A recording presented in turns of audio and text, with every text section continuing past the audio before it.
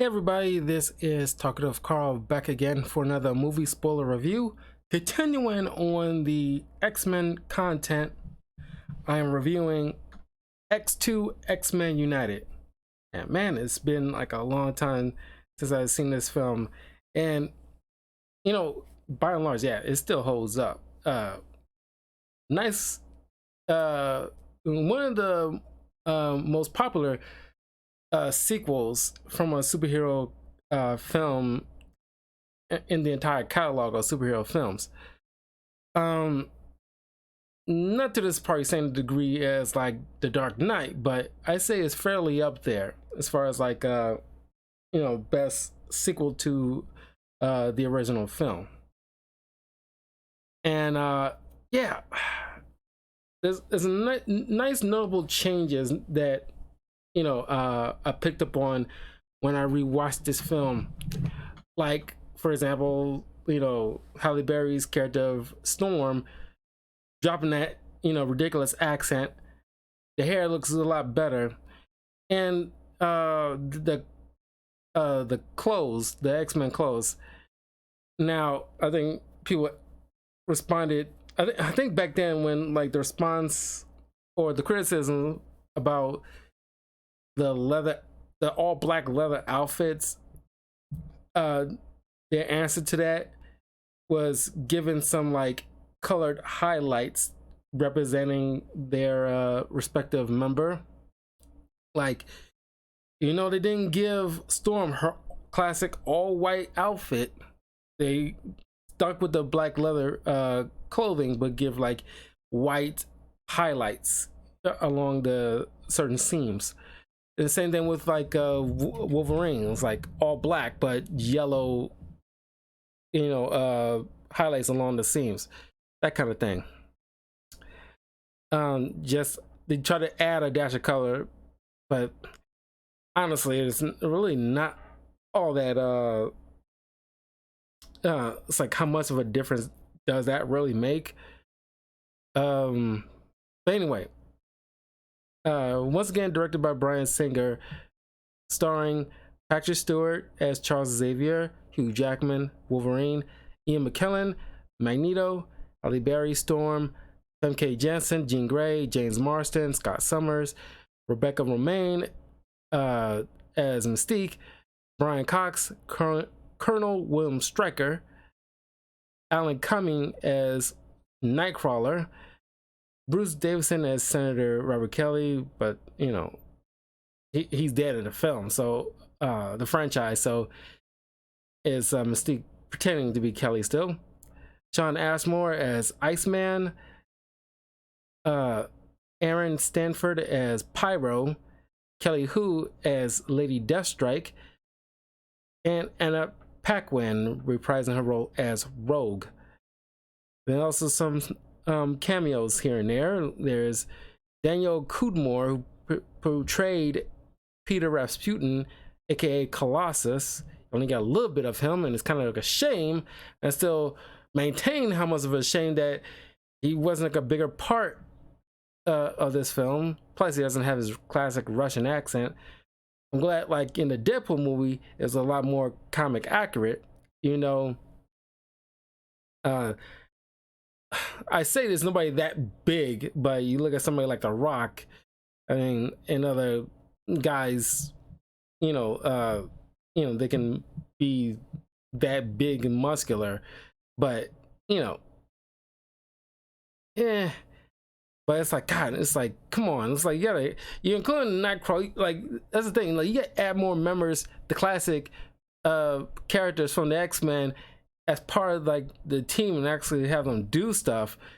And like, it's just nice to see Colossus, but it's like, when I remember the trailer, and it's like, oh my God, you get Colossus in this. Oh, heck yeah. It's like, it's like some body with some strength. Like some really, you need a tanky character in your roster, and he's only in there for like a good, it was like, somewhere between 5 to 10 minutes of runtime. But I love the fact that there's a little moment where you actually see him draw, and it's like Colossus, kind of like also with Captain America, they're very known to be very great artists. It's just with Colossus, he, I like to say, kind of make a career out of it, but he's like, really into his art. Matter of fact, that'd be kind of like a great kind of story. It's like a fun story with, with Ben Grimm's wife, the blind lady. I'm blanking on her name, but her, Captain America and Colossus having a comic book together, fighting somewhere like maybe like the Puppet Master, who's supposed to be like the woman's father. Wait a second here.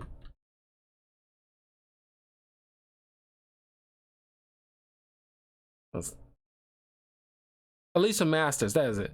Alicia Masters and Alicia Masters, Captain America, and Colossus all taking on like the Puppet Master, while there's like a fun short issue story. I imagine. Can you imagine, like, like, oh my god, like our art teacher, or somebody that we all know is getting like mind controlled by the Puppet Master, and we all gotta stop that. And it's just like it'd be a fun thing. It was like a good tag team, or at least a decent team. I don't know, just some of them, they equally like a profession or hobby, profession slash hobby that these three all share. Because like it's always stuck in my mind since I was a young kid. These guys like art, and I appreciate art too, because like in high school I spent a lot of time in my art class, probably more so than I probably should. I probably should have been in other class, but I spend more time in the art classroom. Anyway, this movie, like many superhero movie, well, not many, but what kind of superhero movie, they always have like the greatest opening to the film, like The Dark Knight. This movie has a great opening where Nightcrawler, who's been brainwashed, sneaks into the White House, and just awesome display of teleportation, and just like taking down all the Secret Service and nearly stabbing the president, but gets shot and teleports out.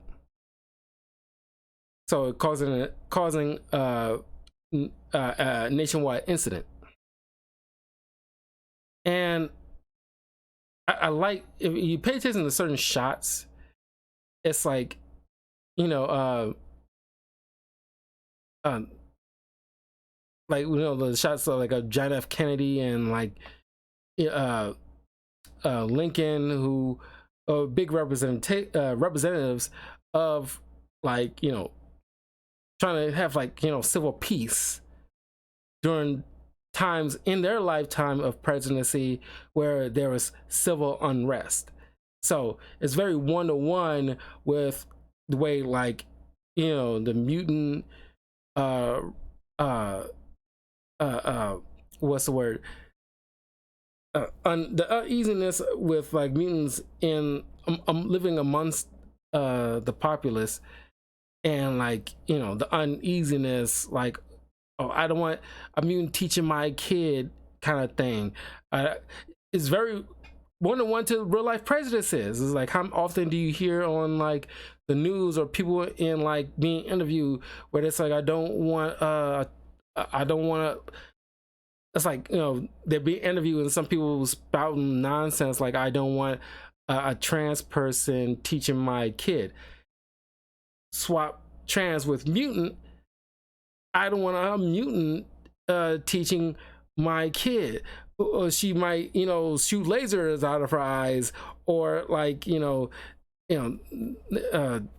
this mutant might be able to, like, you know, grow 6 feet tall and stepped on my kid or something like that. You can like really put like all that stuff one to one with the X-Men.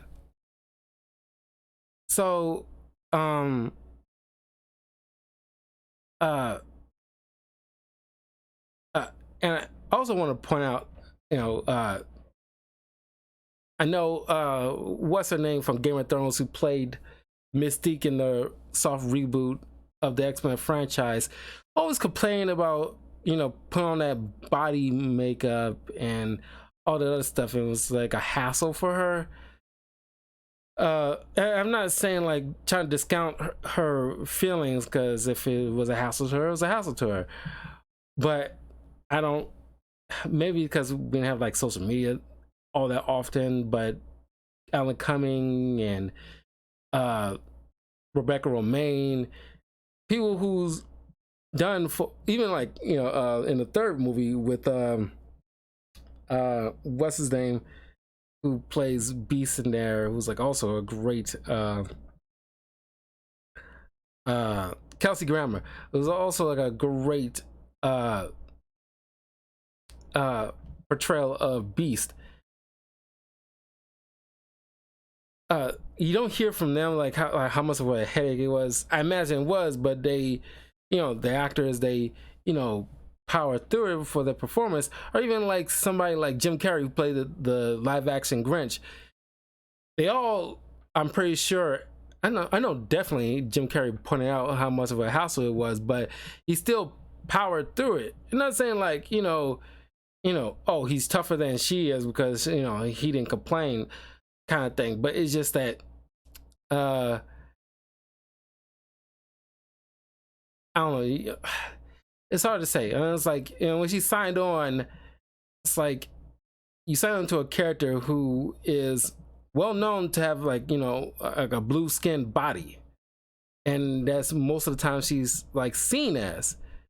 Although I would have liked, you know, because here's the thing, why is it that they had, in both interpretations of Mystique, why did she have like this blatantly kind of naked? I mean, you know, Mystique in the comics, yes, she has blue skin, red hair, yellow eyes, but she had like this iconic white dress with like a skull belt. And I do not understand, like, they never had that kind of, because that would be more comic accurate. She was never fully naked, even though she was naked, but it's like, you know, aside from, well, like the reboot, soft reboot, she did have clothes on, but in this, I'm like you looking back on it, it's like, why was she naked? But I'm you know, going off on a tangent here. There's something I was thinking about. It's like, wow, this, and neither version was never really a comic accurate portrayal of Mystique, and she never was raised in the same household as Charles Xavier. That was like a weird, I'll get to it when I get to First Class, but that was just like a weird decision to like have these two grow up as brother and sister kind of thing. Because in the comics, Charles Xavier grew up in a household with the Juggernaut as his stepbrother, and they had, like, you know, animosity towards each other because Juggernaut has always been a bully, like a horrible bully. So he kind of swapped that out for Mystique. I don't know. It was a weird decision making. But anyway, Wolverine returns after investigating Alkali Lake, where, you know, Xavier said he might find some answers to his past. Didn't find anything. So as he's coming in, saying his hellos, you know, they're most of them are on their way out, while Scott and Xavier are going to see Magneto to see what he knows about the attack on the president, while Storm and Jean go find Nightcrawler because it was a hard time pinpointing him because his ability to teleport is very erratic. As soon as Xavier, as soon as he finally settled, Xavier managed to pinpoint him, which is in Boston. So that's where they went.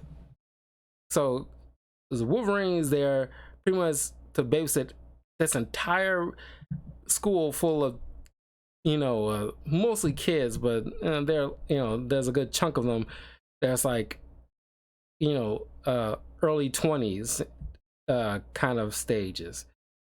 So it's like, wow, it would have been like a perfect opportunity because there's a slight cameo with Hank McCoy on a TV screen. And it's like, God, you could have like and either promoted, because it's been like a good period between X-Men 1 and 2. Bobby and Rogue could have, and Colossus could have like essentially graduated to the point, because you see it in the third film, they part of the X-Men team now. They could have been like the senior students in a way to help Logan look after all the younger students to make it easy on him, because he's just one guy. You can't keep track of everybody while you all out doing your missions.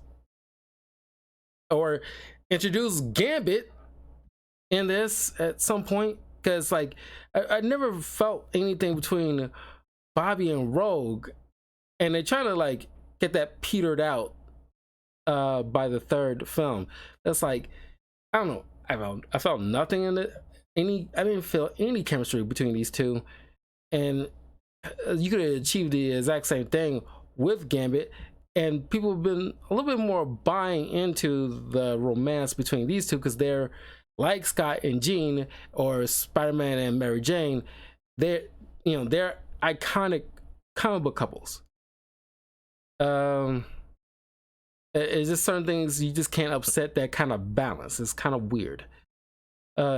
It's the same thing as how I felt when they tried to make Superman and Wonder Woman a thing, and it does not fit.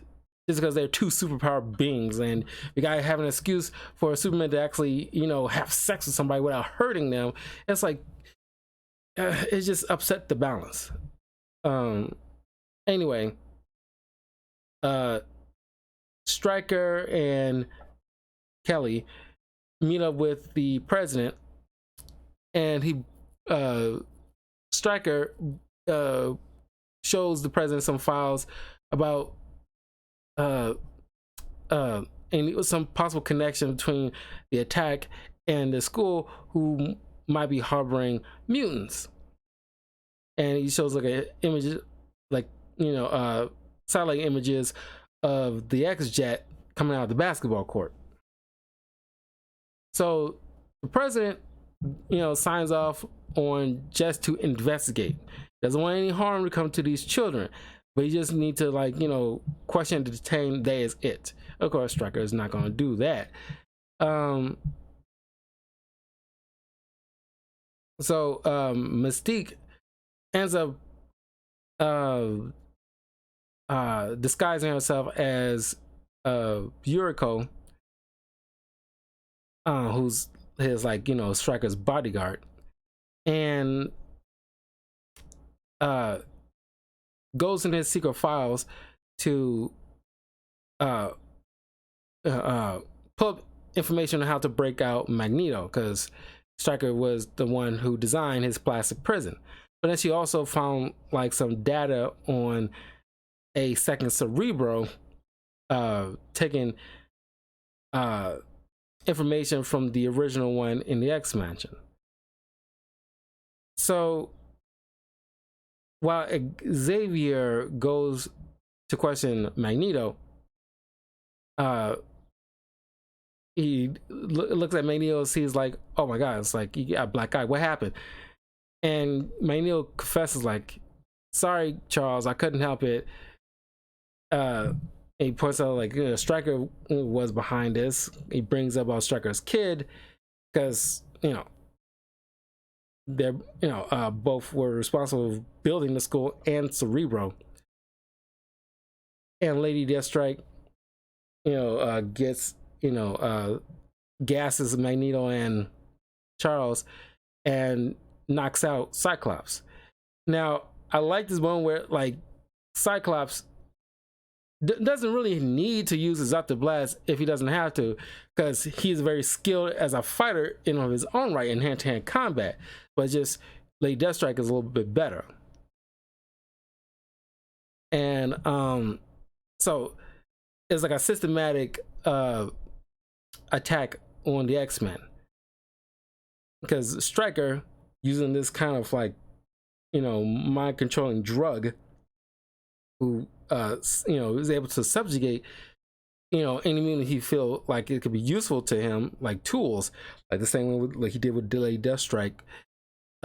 He did that with his own kid named Jason, who Stryker and Xavier knew each other a long time ago. Stryker had a son who has his ability to cast illusions in people's minds. He didn't like being a mutant.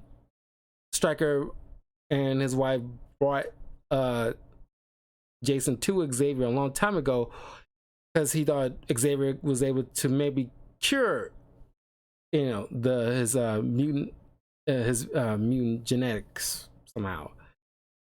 But after Xavier explained to him, like, I try to help your son, but what you're asking is not something that I can't do.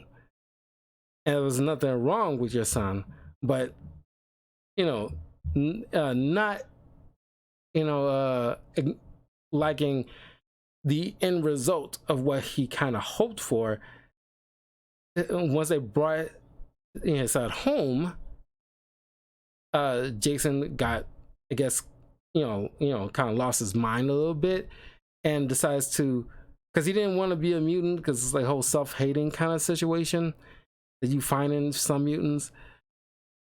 He, tried to take out his pain on his parents, and his mother, just trying to get the images out of her mind, took a power drill and ended up killing herself, which results in William Stryker losing his mind and essentially torturing and mind controlling his own son, utilizing his gifts, kind of like some biochemistry thing, using turning his gifts into some kind of like chemical. You see like some kind of apparatus in his wheelchair where he's kind of like hooked up to, and was using that to like be able to force a mind control. Storm and Jean finally tracks down Nightcrawler in his church, and I'm glad they really like comic book accurate here. I'm glad they really showcase Nightcrawler being like a very religious person. He always had a crucifix with him, and like there's a lot of lines a lot of his dialogue is him quoting passages from the Bible. And it's like I love the irony of somebody who looks kind of like a demon being super religious. I always thought that was like a cool idea, very cool idea. It's just a shame that we don't get like another comic book idea that would be kind of, I'm surprised nobody ever done nothing with. Daredevil, Nightcrawler, and Ghost Rider. 3 people who like got their like, who either believe or in that realm of Christianity or Catholicism, do not have something together where they team up to deal with like some kind of religious kind of adversary, and sharing like Ghost Rider, Johnny Blaze more specifically, he believes, but it's not something that he likes, because he knows what, like, and depending on the story, he knows what angels are really like. They can be like completely dickheads, while demons are definitely real and they're even more dickheads. And he just doesn't want to be anywhere, aligned with either one. He just more often than not kills demons. And it's just like a nice little tit for tat with these three particular characters who are in this type of belief. I thought that would be fun. It's crazy how then nobody ever done anything with it. So he had these markings on his body. It's supposed to be angelic languages left by Gabriel to mankind, and each one is supposed to represent a time he sinned. And you see like a mark on the back of his neck where Stryker did mind control him and orchestrated the attack on the president, and we later find out because he wants to really, ironically, like Magneto, he wanted to instigate a civil war between mutants and humans, with one side wanting to be the superior over the other.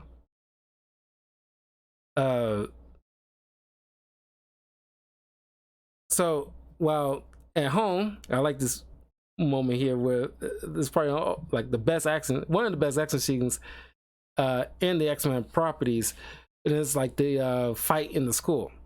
But before we get to that, I like the little back and forth between Bobby and Wolverine. It's like, is there any beer in this place? This place is a school. So that's a no. Yeah, that's a no. So he gets like a room temp pop out of the cupboard, and he just look at Bobby and he just gives him, and it's like, that always gets me. And it's like, not that you want to use him as like a human ice box, but it's just like, it's very handy to have Iceman around, just to if you need some cool drinks. So it's like you can facilitate that like that. And he's just so slick with it too. It's like, kudos to Sean Asmore. He's like, he just got that kind of slick kind of attitude. It's like, he's very, very cool. No pun intended. You know what I mean. And him and his twin brothers, like all been in like various superhero related properties. Sean Asmore has actually been in like a season of the second season of The Boys, as some kind of like ironically a fire manipulator. Which, and here we got Pyro, who can manipulate fire. He can create it. Kind of fun to see Pyro versus the Human Torch. One can actually create fire and the other can manipulate it. Although you can argue that Johnny Storm can manipulate his fire and other fires around him. That would make him like superior to Pyro in a lot of ways. And Pyro's not exactly, I'm not saying that Human Torch is any smarter than Pyro, but fair amount. And working with like the Fantastic Four, he knows how, over time he knew how to utilize his fires in a lot of unique ways, thanks to the training with Reed Richards. Pyro probably didn't get that much training like that to the same degree. Anyway, it's fun just to see like somebody who doesn't get much spotlight as far as like a potential X-Men Rose Gallery. Pyro and Lady Deathstrike is just fun to see these guys, but outside of this, we never really see them used all that often in like comics. I think there's one moment like a year ago where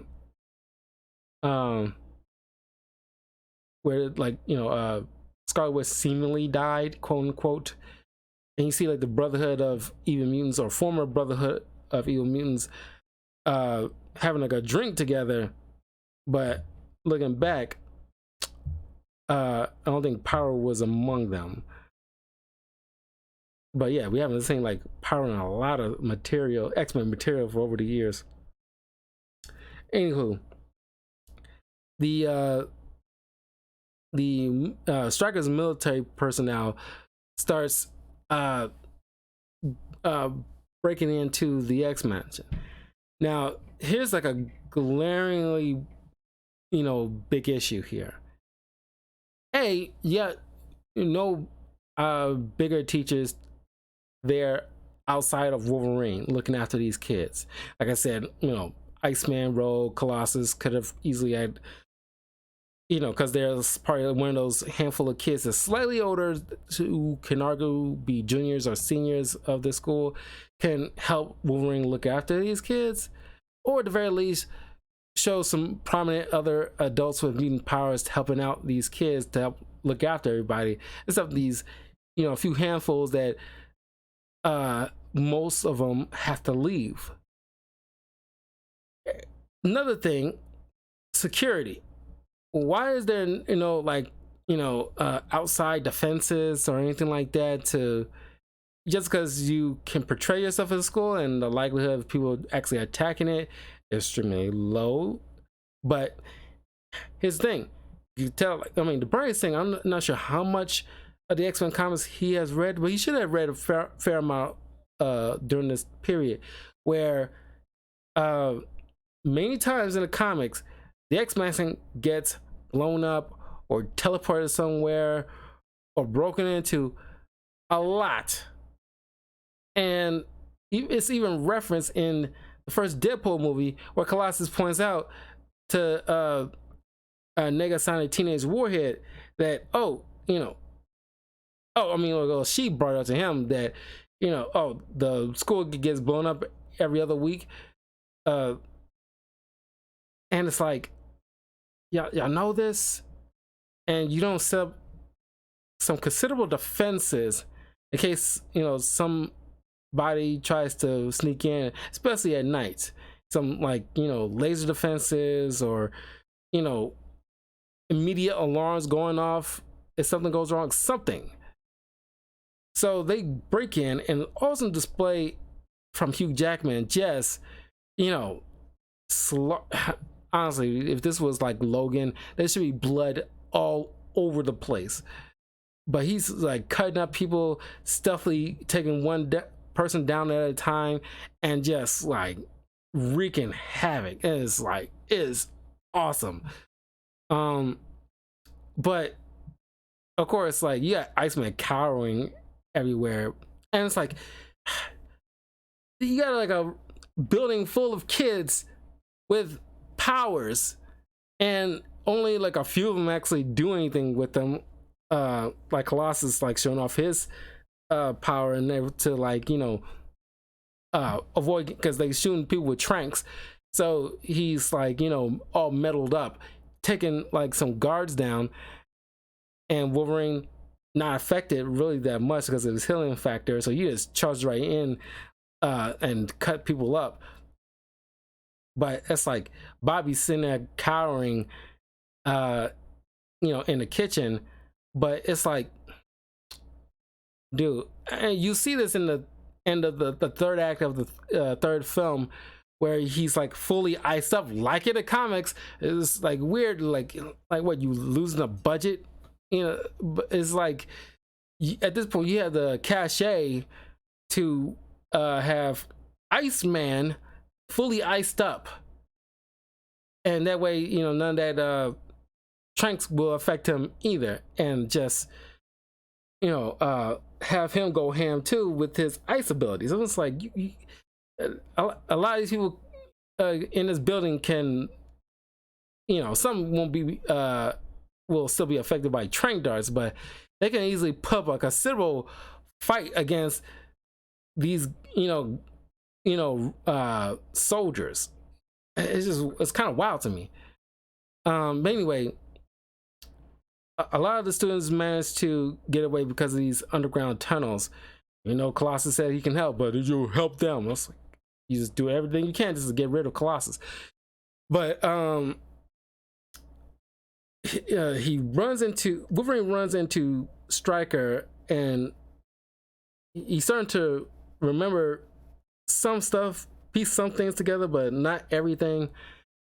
So thanks to Rogue and Iceman, they managed to put a barrier between him and the soldiers, and they all leave.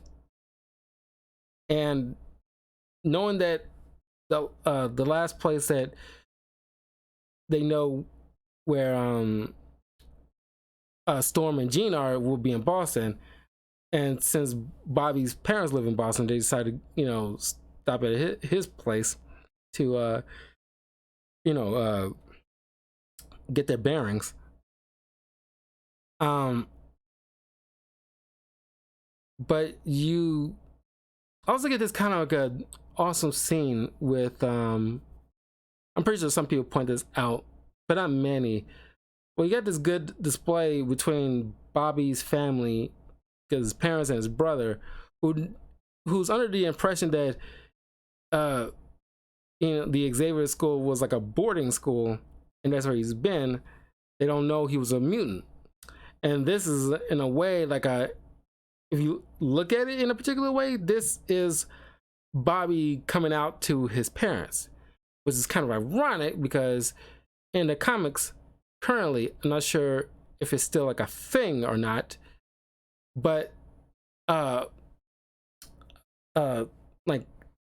3-4 years ago, this is definitely before the situation with like Krakoa House of X storyline, where it should be sometime around when like the past X-Men members gets time travel to the present day of the time in Marvel Comics, and living out their lives in like in a way the future present day situation. And that was this moment where Jean was reading Bobby's mind and realized, oh, like, Bobby, you're gay. And he like, because Bobby, like Johnny Storm, I wouldn't say like a womanizer, but they had like a decent amount of sexual partners. But this is like a weird, I always thought it was like a very crappy, first of all, it's like how disingenuous that is, or trying to shock the reader, or it was so inorganic, it was such force just to raise the blood pressure of like readers. It's like you're doing something with it, and it's like, all right, first of all, why are you outing a person like that? Second of all, that's like saying like after all this time Johnny Storm was actually gay because he's compensating with all the women he's with. No, do not do that. There is not the saying that can't be a thing. Well, what are the percentage wise? Very low. It's also the equivalent of saying like, oh, Tony Stark, he was definitely compensating because he was like really like had a hard time coming out or coming to grips with who he is. And it's so disingenuous. I could not stand that. That was like one of the things that kind of stuck in my craw in terms of like X-Men continuity. I kind of hope they kind of backtrack that a bit, because that seems so disingenuous. Not until like not only to like X-Men and Iceman fans, but people who are in the gay community. It's like, I don't know, it seems very arbitrary, forced, inorganic, just to force readers to read more X-Men comics. And you just can't just rely on just telling good stories. You just gotta do shock value. But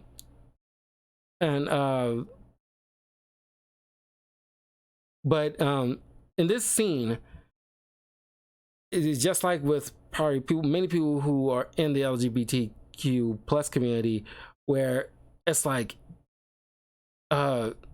you having to like well, you luckily you had like friends around to give you support in this kind of situation, but he has to come to grips with like, look, I gotta tell you what's going on. It's not how I want to like say this, here and now. Or he's obviously been trying to like kind of like avoid, because given, I'm pretty sure many stories you heard from other students how like their parents weren't understanding of them being mutants. So now he has to come to grips with, I gotta just tell them. So he tells them he's a mutant, and so that he can freeze things. His brother, like, got bug of his butt about it, and like, like showing his prejudices. And I like the line from Pyro saying that, there's studies that it's the male who passes on the mutant gene, so it's kind of his fault. But it just seems like, the mom is a little bit more, because you don't hear much from the dad, but the mom seems like one of those kind of, she's trying to be understanding, but she also showing a bit of her prejudices. Like, have you tried not being a mutant? It's kind of, I can't imagine how many gay people who probably had that kind of same line from their parents, like, have you tried not being gay, kind of situation. It's very one-to-one, and it's like an awesome scene, because I'm pretty sure a lot of people from that community can relate to this particular moment, and it's played honestly very well. I imagine it plays very well to a lot of people. And it's like, it's not like a quick, oh, like we still love you regardless. Oh, well, they do say like, oh, we still love you and everything like that, but they're trying to wrap their minds around this reality, because it's like a reality they have to come to grips with, and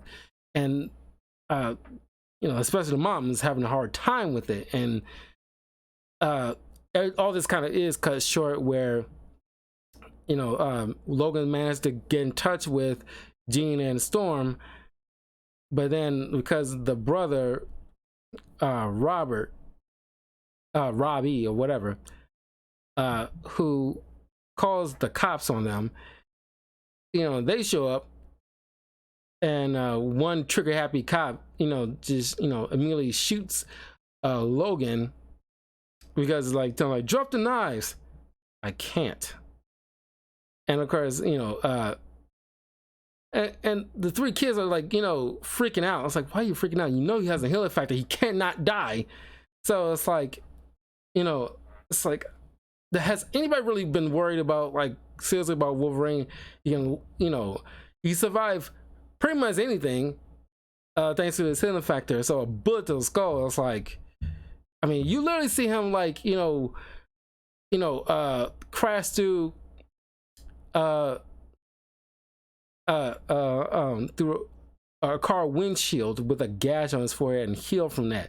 You think a bullet to the head is gonna do jack anything? But then Pyro gets a little turned up.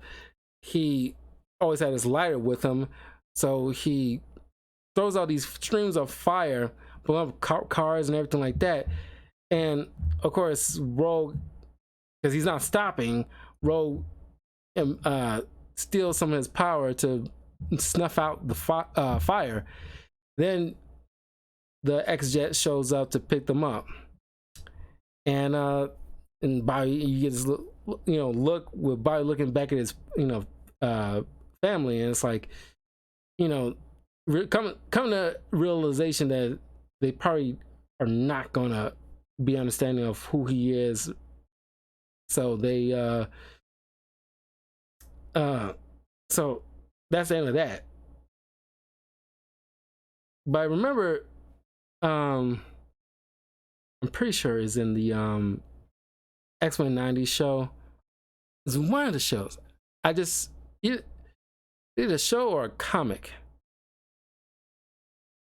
No, it was a comic. It was like a one-off comic. I wouldn't say one-off, but just like a particular issue that I read as a kid that my uncle had, where Bobby's uncle was in like a coma or something, and uh, he had like a good relationship with his father, kind of thing, something like that. It's just like there's other interpretations, whereas Bobby Drake has like a good relationship with his family. Um, so uh, they reconvene. Then all of a sudden, some fighter jets shows up. While trying to get away from them, one of them manages to send off like rockets, which blows up the part of the X jet. Rogue gets flung out. Thanks to Nightcrawler, he teleports, snatches up, gets back into the X jet, and they're saved by Magneto, who escaped because one of the guards, Mystique, tricked into drinking this beer with sleeping pills in it, inject some iron in his bloodstream. So next time he goes to work, Magneto senses it. In a cool display, there's some cool shots in this film. One of which where it's like he pulls all the iron from this guy's bloodstream and turn into 3 orbs, and one of them, like, you get like a close-up and you see like the body of the guard just falls down. Cool shot, honestly. So Magneto makes his escape, meets up with Mystique, save these guys. Don't know how they managed to know where there's going to be at, because they're going to be heading right back to the S Mansion. But Magneto gives them the lowdown that Stryker, has powerful ways of persuasion. He, forces me to tell them exactly about Cerebro and the X-Match and everything. And his plan is to manipulate Charles, because they kind of set this up earlier in the film when Wolverine asks, like, why don't you just concentrate harder to find this, guy who's all over the place? And Professor Xavier said, like, if I wanted to kill him, yeah, I could try harder. So now Stryker is planning on using his son to use Xavier to bend him to his will, just slowly but surely manipulate Xavier into complete control, so that way he can go into the substitute Cerebro hangar, that makeshift Cerebro hangar that Stryker set up underneath Alkali Lake, and in hopes to making sure that Xavier annihilates all the mutants on a global wide scale. Pretty much like a final solution situation. So they make a plan on having Mystique disguise herself as Wolverine to get close enough to break in, go into the main hub command center to allow the rest of them to enter in and figure out where Xavier is. So once they're inside, before we get into that, there was like a moment when they had downtime before they make their plan into breaking into Alkali Lake. You see more stuff with Wolverine having the hots for Jean Grey, but Jean says, like, I can't do this, I love Scott. But she also points out that I like, Scott is a good man, and a guy like you, doesn't stick around.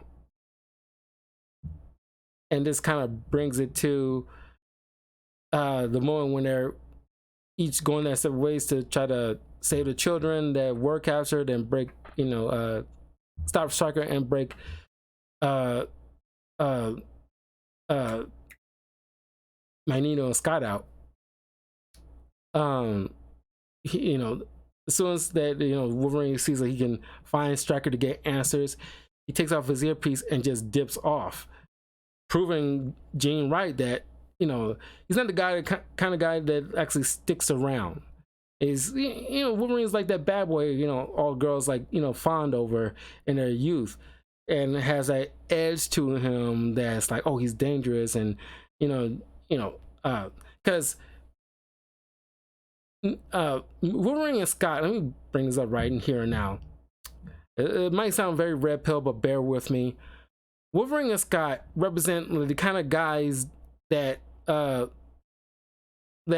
women tend to go with. Wolverine is the kind of guy that girls hook up with in their youth, during their prime years, like in their 20s, because he's because women, there's like a particular archetype that women tend to biologically gravitate to. They're strong, representing they can protect them, and like take no nonsense, and it's like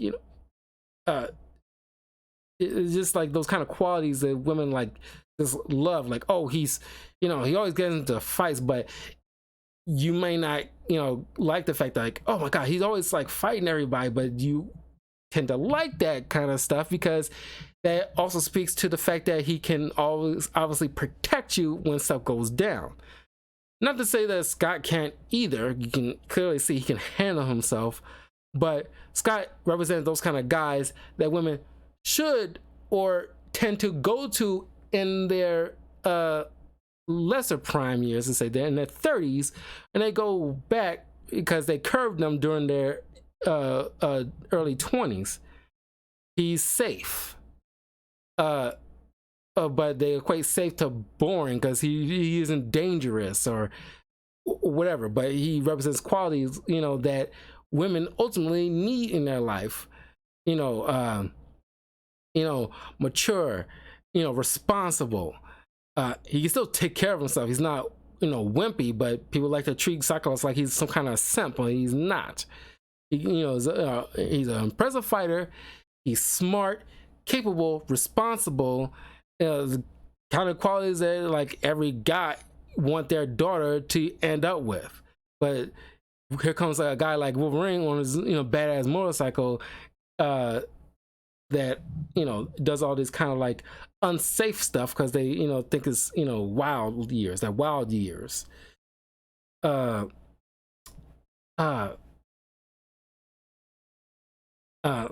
too many people kind of praise Wolverine where they don't realize Scott is the ideal candidate and the right candidate for Jean. Anyway, there is a scene where like it's really out of nowhere, honestly, where if you remember in the previous film that Wolverine and Mystique had like a fight in Liberty Island, and Wolverine ends up stabbing her, then you would think she'll have like some kind of animosity towards him, because you see like Rogue in one shot had animosity towards Magneto because he's the one, especially after a comment about her hair, he's the one that kind of nearly killed her on Liberty Island. You would think like Mystique would be like want to get her pound of flesh off of Wolverine, but all this is like weird. She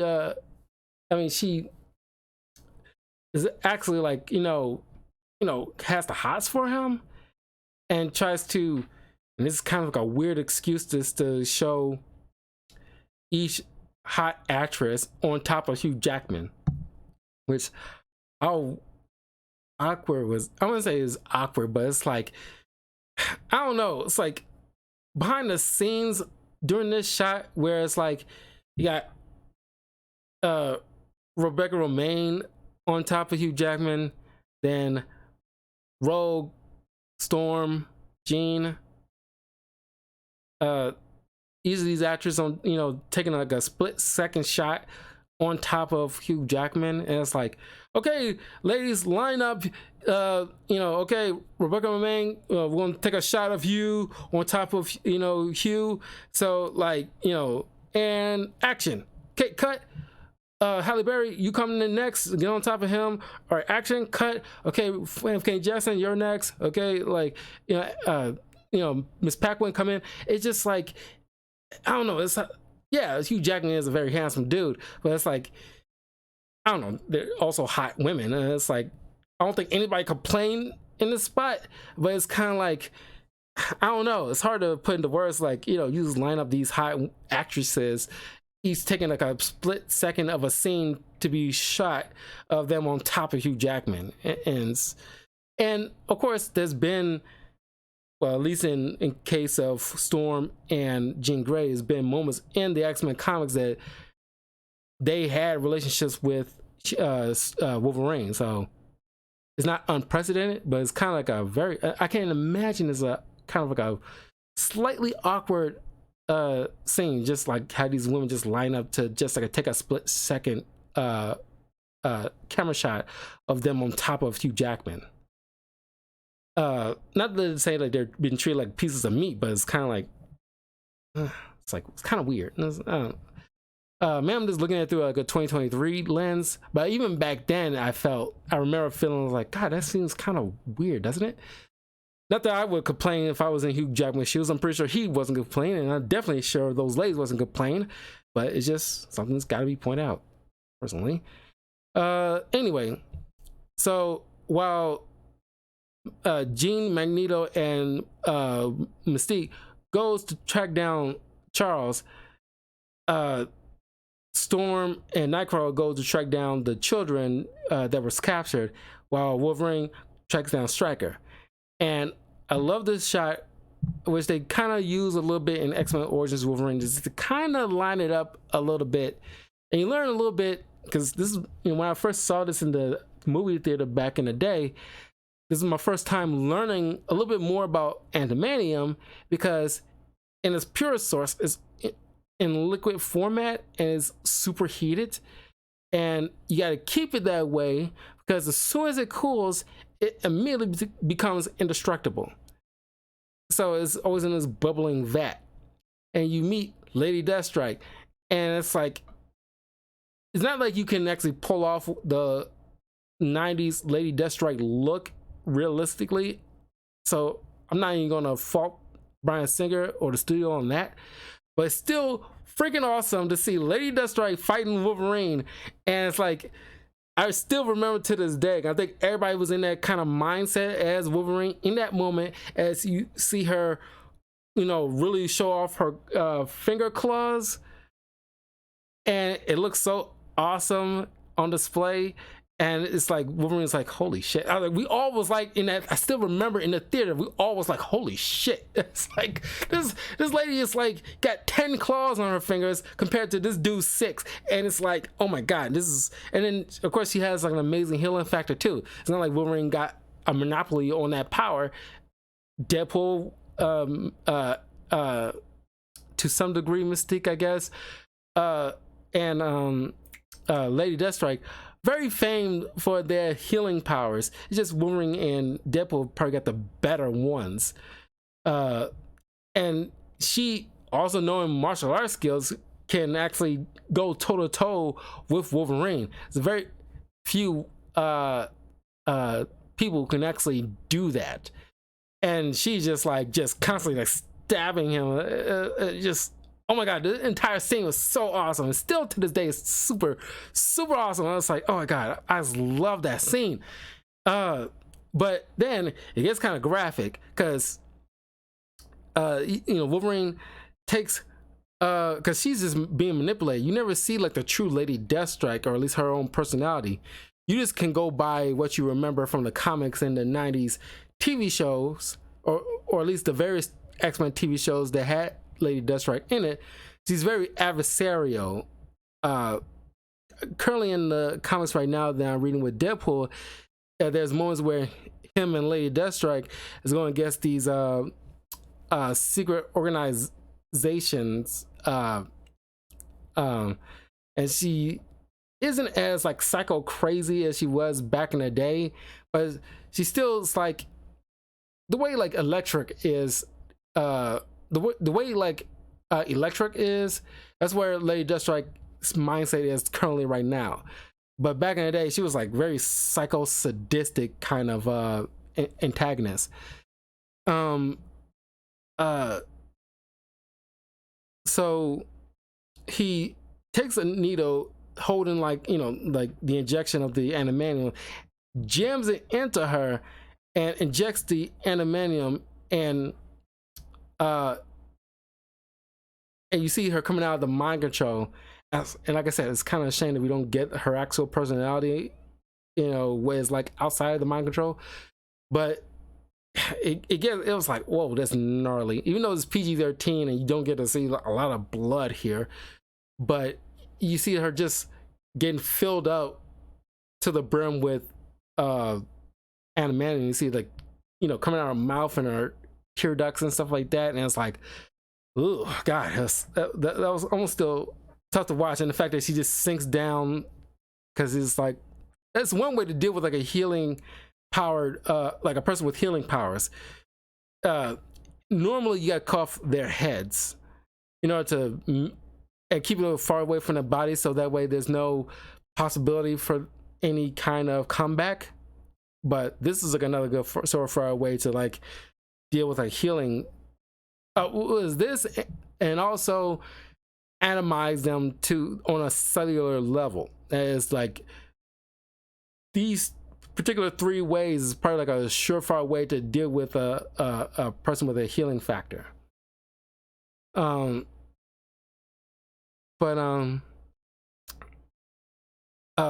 managed to rescue the children, but Jack temporarily got Xavier to focus hard on the mutant population. Luckily, Magneto already put on his helmet. All the mutants are starting to like get affected. Their minds are starting to get scrambled a little bit, and it's kind of like a harbinger to what's to come. If you read any Old Man Logan comics or even watched the Logan movie, which I will go over in later weeks, where Xavier is powerful enough to just annihilate a lot of the population with his power. He's an Omega level mutant. But Magneto breaks into the room, stops the attack. Then, of course, it's fun to see these bad guys team up with the good guys. Of course, bad guys got a bad guy, and they, you know, him and Mystique convince Jack to now focus on the humans. And this is like a global wide thing, mind you. And now all the humans are starting to get affected. God forbid what like children or babies are going through right now, because it's like, you know, it is PG-13, so it can't get too messed up. But even if it's R, you can't get that messed up. But so, you know, Mystique and Magneto go out, take, you know, Pyro tags along because he gets so easily swayed by Magneto, because he's part of the Brotherhood of Evil Mutants, so they gotta kind of like fast track that a bit. But it's always been seeded along the way through this entire story that Pyro has no qualms of showing off, you know, using his powers to, you know, get what he wants and mess with people. So it's only natural that he gravitates towards Magneto, or Magneto's cause. He, you know, Wolverine catches up with Stryker, and has like and ties him up to the hangar, to the plane that Stryker was about to get on.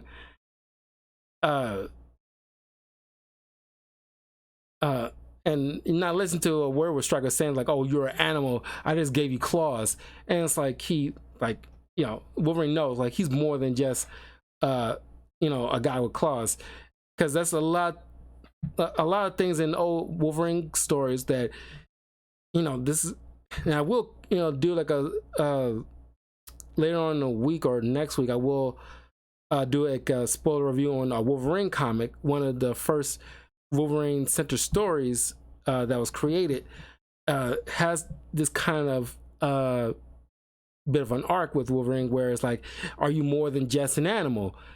And Wolverine in this moment goes back to save his comrades, and you get this awesome display with Jean Grey and Cyclops, because Cyclops is mind control at this point, and the fight is kind of dope, as brief as it is, where you see like Cyclops, blasting at Jean, but using her psychic abilities, she has like hold that back, and it's like just force on great like a unstoppable force meets an immovable object kind of situation. But the feedback caused them to push each other back and cause a rupture in the dam, which will cause cracks and water to like start bursting in random places. So people are starting to try to evacuate.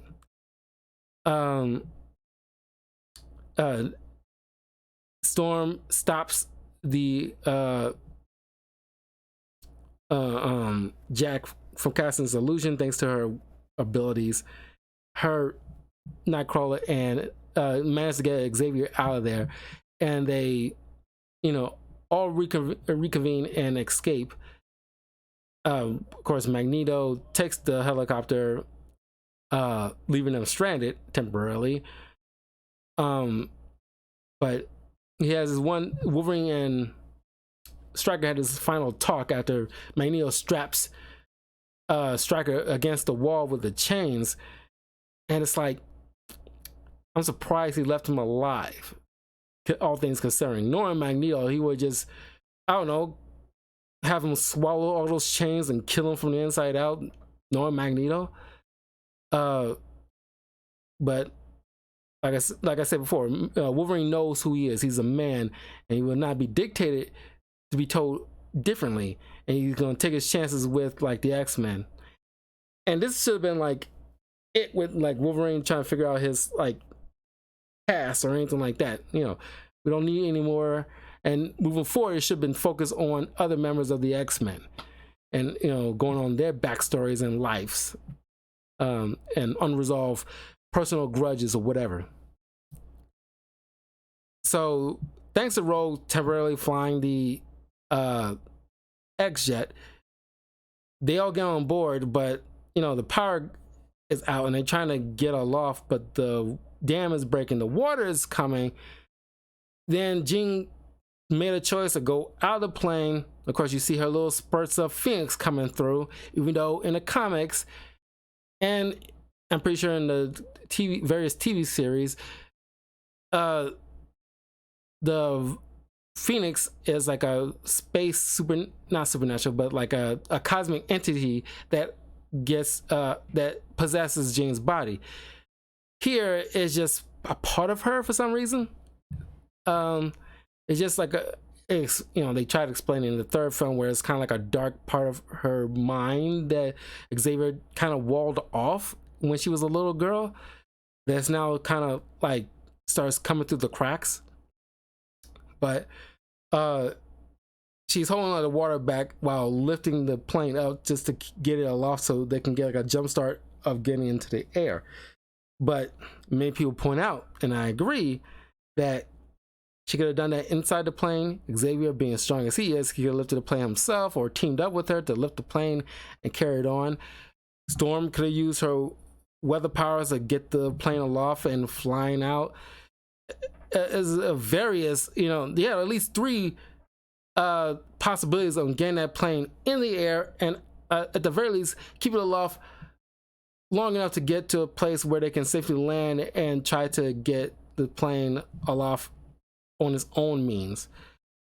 But Jean ends up sacrificing herself for the good of the team, and the rest of them, while taking the time to get Bobby and Rogue into their own X costumes for some reason, they immediately hightail it to the Washington DC, where the president is dressing the people who during this global wide, effect against the human population. I guess damn the mutants who were affected the same way a few minutes prior. But the X-Men, because Xavier caused everybody to freeze in the room, the X-Men shows up, explain and show proof that Stryker was manipulating situations just to force a war between humans and mutants, and people on both sides, there was casualties and everything like that. And this is an opportunity for us to like actually have some kind of mutual understanding and peace for the future. And of course that, transpires in for the United States, but the rest of the world, there was like a massive wide attack. The rest of the world probably wouldn't be too keen on the idea of just standing down. It's like they probably want some answers too. It's like these other countries are not going to just sit back and just like, oh well, America says it's fine, so let's say it's fine. The UN probably will want answers about what the heck. So kind of bittersweet ending with Jean. Now you see like a silhouette of the Phoenix in the waters, and Famke Janssen narrates the end. Yeah, but X2 still highly recommended by many people, being one of the best superhero films in superhero history, honestly, and it still holds up. Great acting from a lot of people. I love like you get to do a lot more because they had the budget and the clout at this point to do a lot more. Certainly there's certain plot holes with certain things that trying to move this, to move along to the next scene and everything like that. Like the whole situation of trying to get the X-Jet up and needlessly sacrificing Jean. I thought that was probably no more glaring plot hole. I doesn't feel like they need that. School needs some freaking security, and doesn't, it makes no sense how all these military guys can just waltz on in.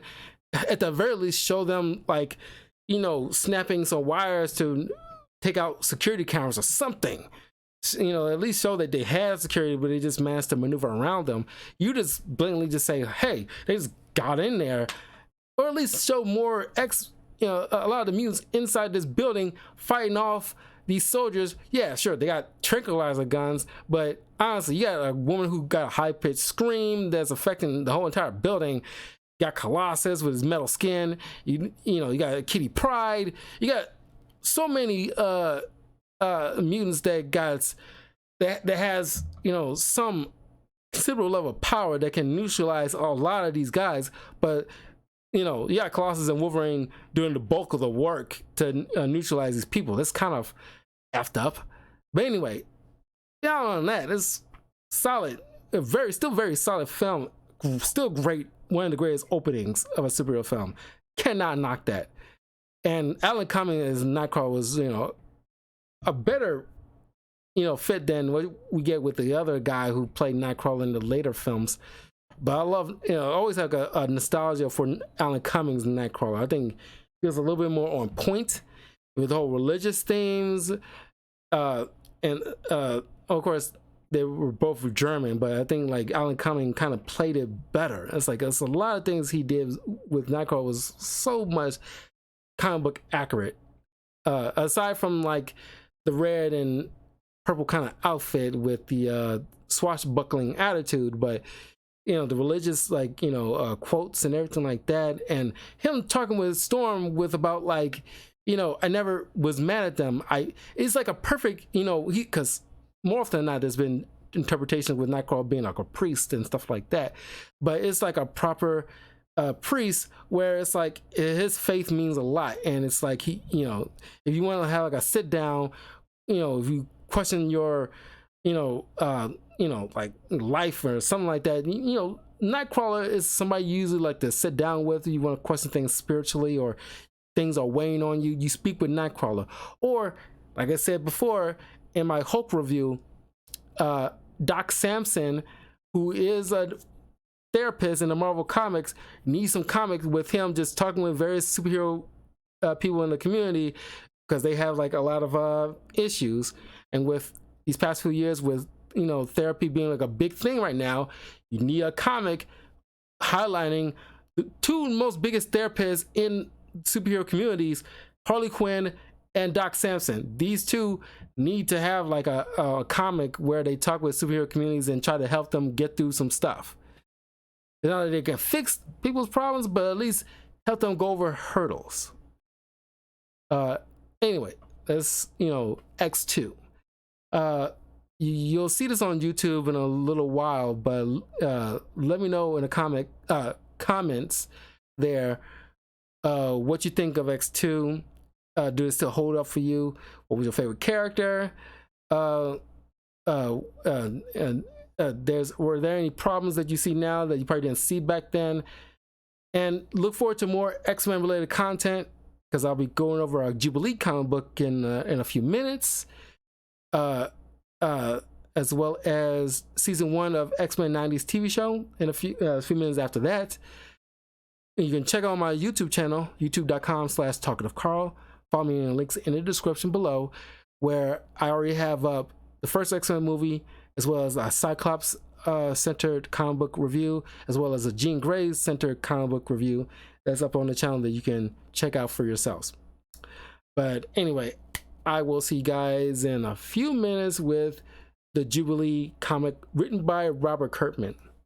So I will see you guys then. Take care.